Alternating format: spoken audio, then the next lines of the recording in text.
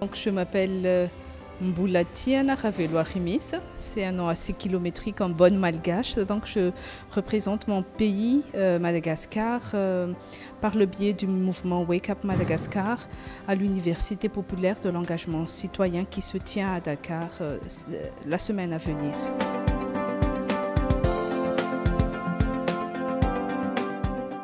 En fait, c'est, on va dire, une grande rencontre. La messe de tous les mouvements citoyens en Afrique. On aura quelque chose comme une vingtaine de mouvements, 25 pays qui viendront échanger des expériences et je le dis toujours pour inspirer et s'inspirer entre les mouvements. Un peu de contexte, généralement on se retrouve, tous ces mouvements se retrouvent un peu en Europe, aux États-Unis.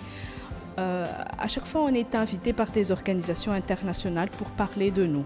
Et donc, on s'est dit, mais pourquoi on ne se rencontre pas nous-mêmes, par nous-mêmes, avec un agenda qui nous plaît, avec des programmes et des questions qui viennent de nous et on parlera des choses qui nous intéressent.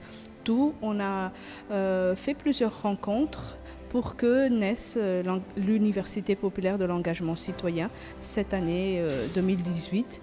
Il faut préciser que ça va être itinérant. Cette fois-ci, c'est Dakar à l'honneur. On espère que pour les années à venir, ce sera d'autres pays.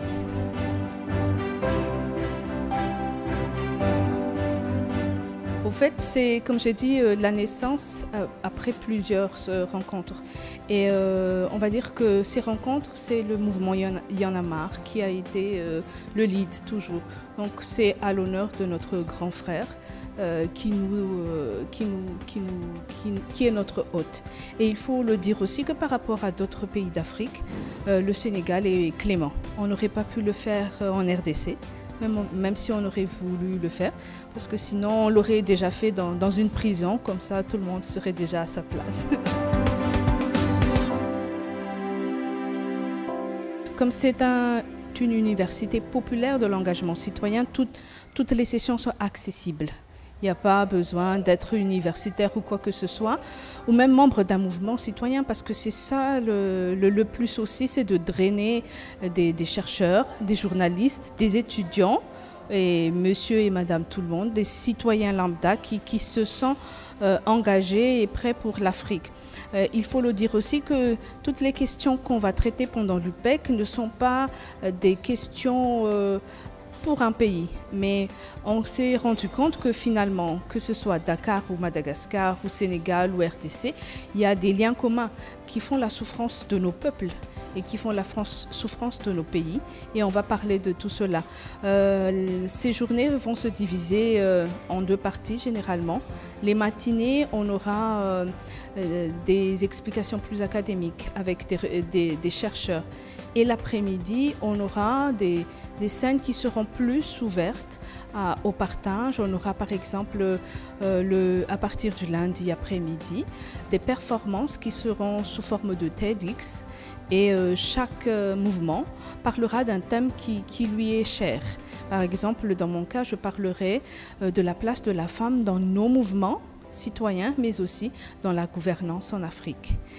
Parce que c'est quelque chose qui nous tient à cœur et que la délégation malgache sera la seule délégation 100% féminine. Donc on tient à cet honneur-là. Je lutte pour la dépénalisation de l'interruption thérapeutique de la grossesse, parce qu'il y a des grossesses à beaucoup de niveaux qui sont mortels pour la mère. Depuis novembre dernier, c'est pénal à Madagascar. Ça veut dire que si une femme fait une grossesse qui risque de lui coûter la vie, ni le médecin ni la famille ne peut rien faire. Alors qu'avant, on pouvait vraiment sauver la femme si l'enfant présente des risques pour la mère.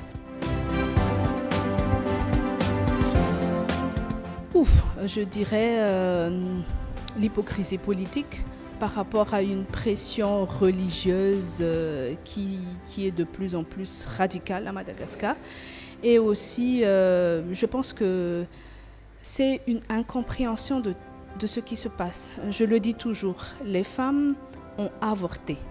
depuis la nuit des temps. Il n'y a pas eu de gynéco ou quoi que ce soit, mais les femmes de culture en Afrique ou partout ailleurs dans le monde avortent quand les conditions nécessaires pour que l'enfant puisse être bien accueilli ne sont pas réunies. Mais de plus en plus, nos politiques qui sont essentiellement des hommes pensent pouvoir décider de ce que la femme peut faire de son corps. Je trouve injuste, par exemple, qu'une mère qui porte son 4e enfant attend la mort parce qu'elle a une grossesse extra-utérine. Donc, qui va s'occuper de ces enfants? Qu'est-ce qu'on dira au père de préparer l'enterrement de sa femme? Il y a des choses comme ça dans lesquelles je trouve qu'il faut que les lois soient en relation avec la réalité.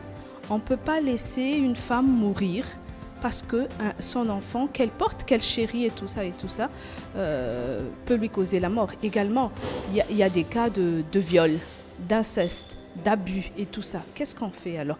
Il y a des cas d'enfants de 8-9 ans qui sont violés et qui...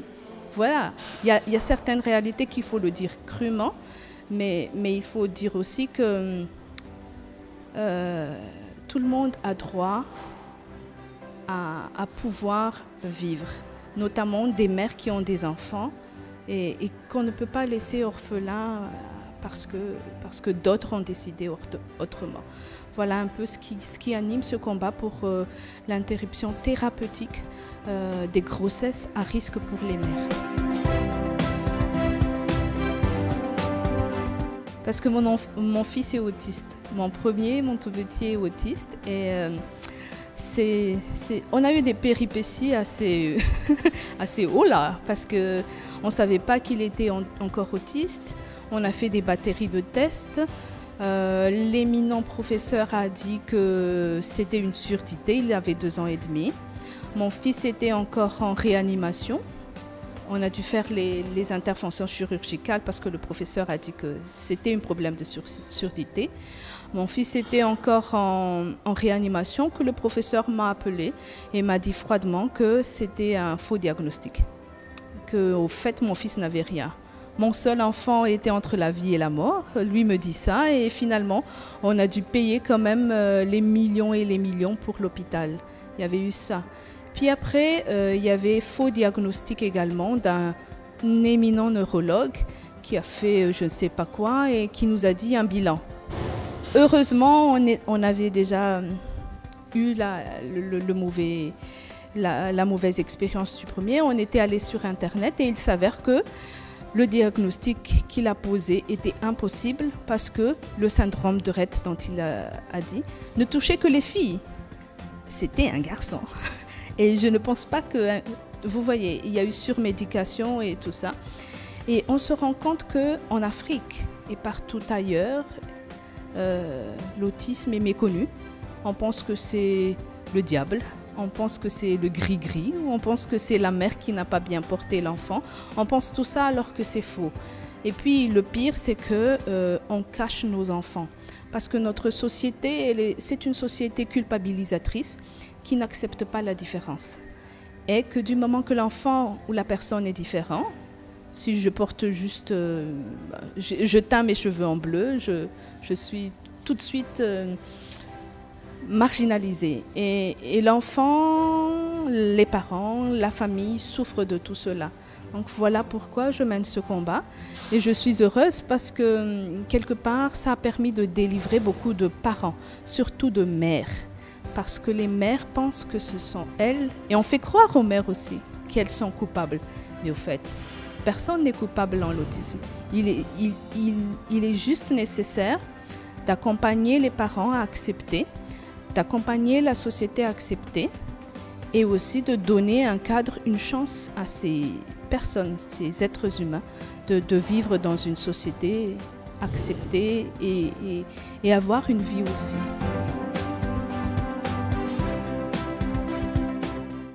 Tout à fait.